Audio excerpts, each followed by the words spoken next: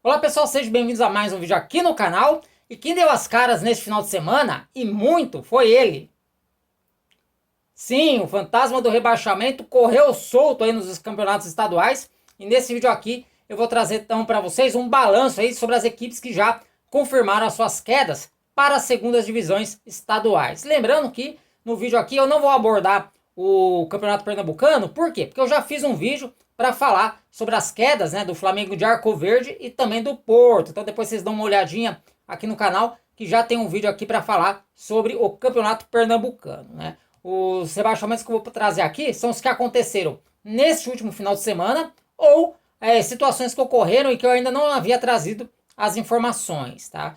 Outro detalhe também é que a ordem aqui que eu vou falar não segue nenhuma cronologia, né? Não segue nenhum critério.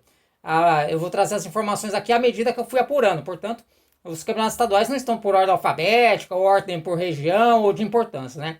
Eles vão seguir aqui a ordem que eu fui apurando as informações. Por coincidência, o primeiro campeonato que eu vou falar começa com a letra A e é o Campeonato Alagoano, porque no Alagoano o Cruzeiro foi matematicamente rebaixado neste final de semana com uma rodada de antecedência.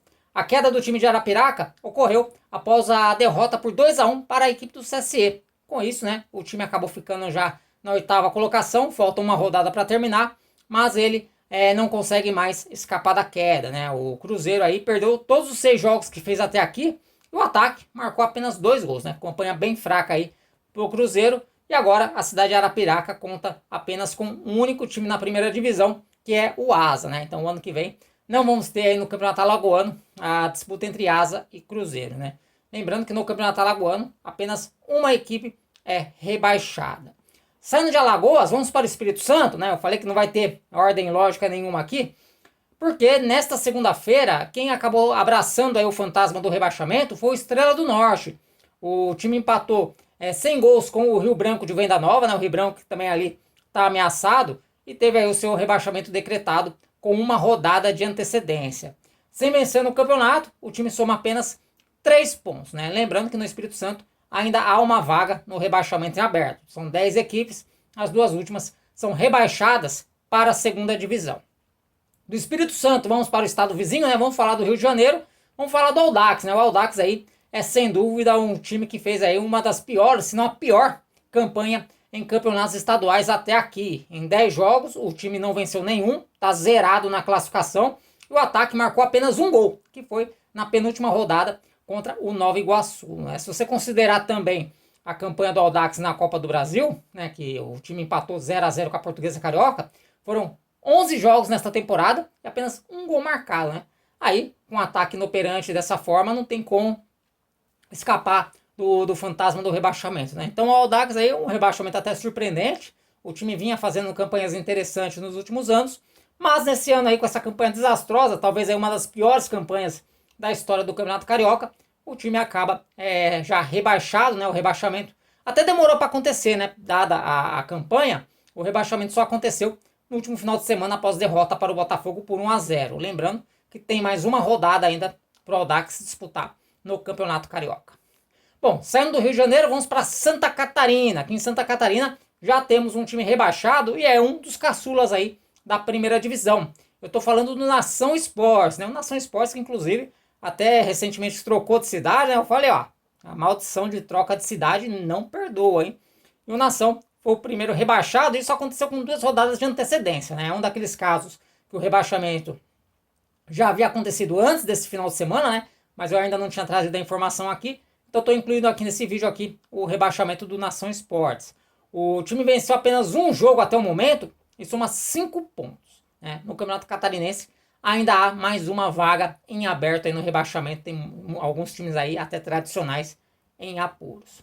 Saindo de Santa Catarina, vamos para o Rio Grande do Sul, onde uma das novidades do campeonato também acabou conhecendo o rebaixamento na noite desta segunda-feira. Eu estou falando do Santa Cruz, né? O Santa Cruz que teve aí o seu rebaixamento consolidado após empate em 1-1 diante do também ameaçado Ipiranga, né? O Ipiranga não faz uma boa campanha no Campeonato Gaúcho, inclusive esse empate tirou o time momentaneamente da zona de rebaixamento, falta ainda mais uma rodada para o final da primeira fase, e o Ipiranga segue ameaçado, né? Quem acabou entrando na zona de rebaixamento foi a equipe do Avenida. Bom, saindo do Rio Grande do Sul, vamos para Goiás, né? Goiás aí que nesse final de semana encerrou a sua primeira fase e sacramentou aí os 2 rebaixamentos, né? Todos os times ameaçados de rebaixamento chegaram na última rodada com chance de escapar, inclusive houve um confronto direto, porém, quem acabou abraçando aí o fantasma foi o Morrinhos e também a equipe do Iporá.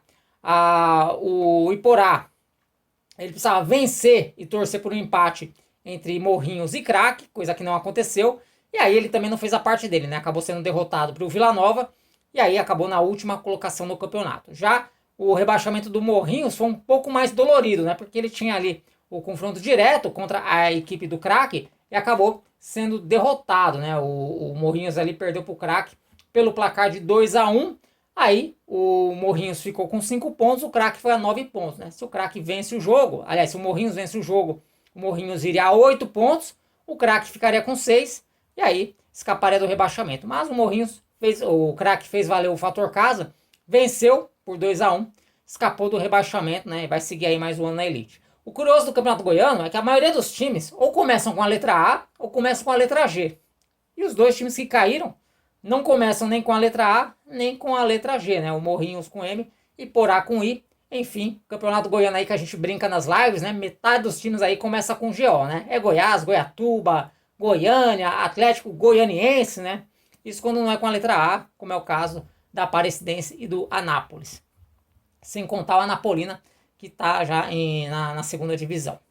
Bom, saindo de Goiás aqui, vamos para o Mato Grosso. O Mato Grosso que também encerrou a sua primeira fase nesse final de semana. E os rebaixados foram o Araguaia, né? Tomar cuidado aí para não me enrolar nesse monte de A do nome do time. E também o Dom Bosco, o tradicional Dom Bosco, né? As 2 equipes chegaram na última rodada com chance de escaparem do rebaixamento, mas foram derrotadas pelo mesmo placar, 4-1. A equipe do Araguaia perdeu para o União Rondonópolis, impossível União Rondonópolis, né? Melhor campanha, por 4-1, enquanto que o do Dom Bosco perdeu para o Luverdense por essa mesma contagem. E o rebaixamento do Dom Bosco ainda se torna mais dolorido, porque ele acabou somando aí o mesmo número de pontos que a equipe do Academia, mas caiu por ter uma vitória a menos, né? O Academia conseguiu 2 vitórias no campeonato, o Dom Bosco conseguiu apenas uma e foi rebaixado aí no número de vitórias. Bom, saindo agora do Mato Grosso e indo para Paraíba, vamos falar aqui de um rebaixamento que pode ser revertido, né? Isso porque ele não foi definido por conta aí do desempenho da equipe dentro de campo, e sim nos tribunais. Eu estou falando do Atlético Cajazeiras, que é o primeiro rebaixado lá no Campeonato Paraibano. Isso porque o time foi punido pelo STJD com a perda de 13 pontos por conta da escalação irregular do jogador Pedro Bahia, né? O Pedro Bahia havia sido punido no ano passado com 200 dias de suspensão pelo Tribunal de Justiça Desportiva de São Paulo, né? O TJD-SP. Essa punição foi no dia 15 de setembro de 2023, né, do ano passado, por conta de envolvimento dele em manipulação de resultados, né? Mais uma vez aí, esse negócio de manipulação dos resultados aí, acabando aí, atrapalhando a vida dos times. E por que eu falei que isso pode ainda ser revertido? Porque ainda cabe recurso por parte do Atlético Cajazeiras, né, que também é conhecido como Atlético Paraibano. O clube já falou que vai recorrer, então de repente aí se o time recorrer, né, e conseguir ganhar o recurso, aí ele recupera os pontos. Sem a punição, né, é importante ressaltar que sem a punição, o Atlético ele estaria ali uma interessante quinta colocação com 8 pontos, né, e brigando ainda por vaga na segunda fase, mas com a perda de 13 pontos ele está com pontuação negativa menos 5. Lembrando que após aí esse julgamento, né, após a punição, o clube dispensou o jogador, né? Quem fez a denúncia, que apresentou essa denúncia foi o São Paulo Cristal. São Paulo Cristal que também está na zona de rebaixamento, né? Está ali brigando contra o rebaixamento. E momentaneamente, né, nesse momento, quem se deu bem com essa punição do Atlético foi o Campinense, né? O Campinense aí com essa perda de pontos do Atlético, ele que era o penúltimo colocado, acabou saindo da zona de rebaixamento, né? O clube até alega até que não teve culpa, né? Mas nos dias de hoje, né, ainda mais com essas punições aí por conta de envolvimento aí com apostas esportivas, eu acho que cabe aos clubes terem um cuidado maior, né, ao contratar jogador, principalmente quando se trata de jogador que não é tão conhecido, né? Porque pode acontecer aí esse tipo de situação, né? Hoje em dia, para você arrumar um emprego, para desenvolver uma atividade simples, né? Um serviço simples, as empresas puxam até antecedentes criminais seus, né? Não que eu estou dizendo que jogador seja criminoso, longe disso, mas eu acho que isso deve servir de aprendizado para todos os clubes, para que tenham um cuidado maior na hora de contratar um jogador, né? Passar um pente fino, saber mesmo se ele tá suspenso, tá punido, se tá cumprindo suspensão por cartão no caso de competições nacionais, né? Inclusive até já teve time até grande aí sendo eliminado de Copa do Brasil por conta aí de que não sabia que o jogador estava suspenso, né? Então acho que cabe aos clubes, né, um cuidado maior, né, para avaliar quando for contratar um atleta, né? Não é simplesmente chegar e contratar e assinar contrato, né? Tem que fazer aí toda uma varredura para saber se ele não está suspenso, não está punido nada, né? E o jogador, né? Eu não vou aqui querer julgar o jogador, né?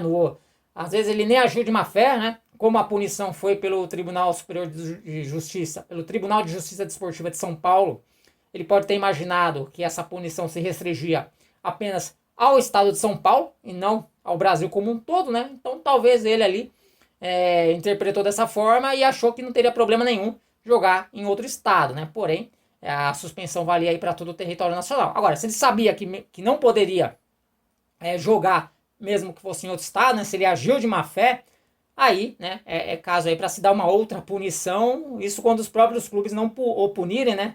Não contratando mais, né? Mas, como eu falei, eu não sei o que se passou na cabeça do jogador, né? Eu não sei qual era a interpretação dele sobre essa punição, então não vou aqui querer fazer julgamento, né? Eu prefiro acreditar que ele agiu mesmo assim sem conhecimento, né? Para ele a punição só valia pro estado de São Paulo. Mas o fato é que o Atlético aí, por conta dessa falta de cuidado, né? Acaba aí jogando fora um trabalho, não de uma temporada, mas de 2, 3 ou mais temporadas, né? Porque sabe-se lá quando, caso seja mesmo consolidado esse rebaixamento do Atlético, ele vai conseguir voltar para a primeira divisão, né? Porque quando um time cai, às vezes o time volta no ano seguinte, mas às vezes é muito difícil conseguir voltar para a primeira divisão, né? Vamos aguardar aí o desfecho dessa história. Eu, mesmo assim, não ficaria surpreso se o próximo Campeonato Paraibano tivesse 2 equipes a mais, né? A gente já viu isso acontecer. Bom, vamos aguardar, né? E o que vocês acham dessa situação? Deixa aqui nos comentários a opinião de vocês, né? Lembrando que não é aqui para detonar o jogador, hein? A gente não sabe o que aconteceu, né? Eu só estou passando aqui a informação que a gente tem conhecimento. Bom, saindo então da Paraíba, vamos para o Paraná, porque lá no Paraná também nesse final de semana aconteceu o encerramento da primeira fase e também foram aí conhecidos os 2 times rebaixados, né? E os rebaixados foram o Galo Maringá e também o PSTC. O PSTC que inclusive havia subido na temporada passada. O Galo Maringá conquistou apenas uma vitória e somou 7 pontos. Porém, se ele tivesse vencido o seu jogo aí na última rodada, ele escaparia do rebaixamento por conta aí dos demais resultados. Mas ele acabou sendo derrotado para o Operário por 2-1. Já o PSTC, né, que teve aí uma queda mais dolorida, né, porque ele somou aí os mesmos 8 pontos que o São Joséense, teve o mesmo número de vitórias, mas caiu no saldo de gols. O PSTC teve menos 11 de saldo, enquanto que o São Joséense teve menos 5, né? Então, o PSTC perdeu o jogo da última rodada para o Azuris por 1-0, né? Tivesse empatado aquele jogo, escapava, mas acabou perdendo, né?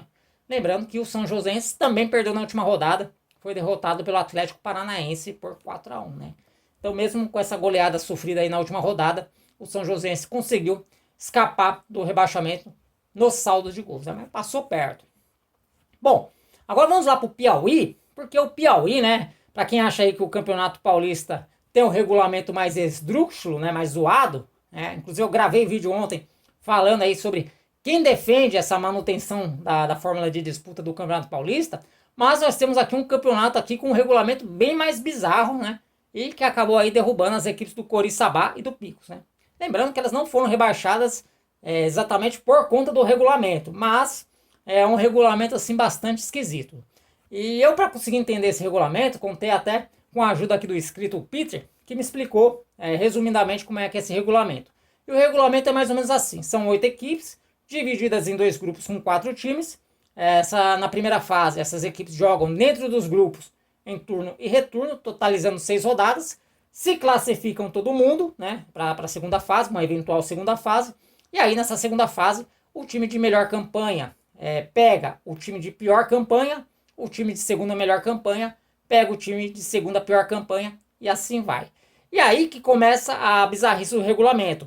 O rebaixamento se dá na somatória da pontuação da primeira com a segunda fase, ou seja, os times de duas piores campanhas na primeira fase, além de já estarem com a corda no pescoço, vão ter que jogar, né, nessa eventual segunda fase contra as equipes de melhor campanha, né? E aí isso aí é para matar de vez. E quem acabou rebaixado no Piauí foram as equipes do Coriçaba e do Picos, né? O Picos, inclusive, que tinha subido nessa temporada, volta para a segunda divisão. O Picos marcou até agora 2 pontos no campeonato, somou apenas 2 pontos, enquanto que o Coriçaba fez apenas 1 ponto, né? Essas equipes ainda vão jogar no final de semana pelo jogo de volta desse mata-mata da segunda fase, que não é mata-mata, né? Porque duas equipes que estão se enfrentando podem avançar, enquanto duas equipes que estão se enfrentando podem ficar pelo caminho.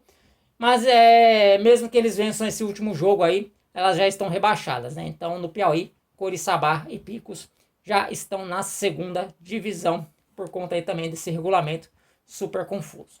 Bom, e para a gente fechar aqui os nossos rebaixamentos, né? Vamos falar do Mato Grosso do Sul, porque lá já tem um rebaixado. E o rebaixado do Mato Grosso do Sul é a equipe do Náutico. Sim, tem um Náutico lá no Mato Grosso do Sul. E o ano que vem ele vai ter que jogar a segunda divisão. O time foi rebaixado faltando 2 rodadas para o fim, né? Ele até agora não pontuou, né? Fez aí 6 jogos e não ganhou nenhum, perdeu todos.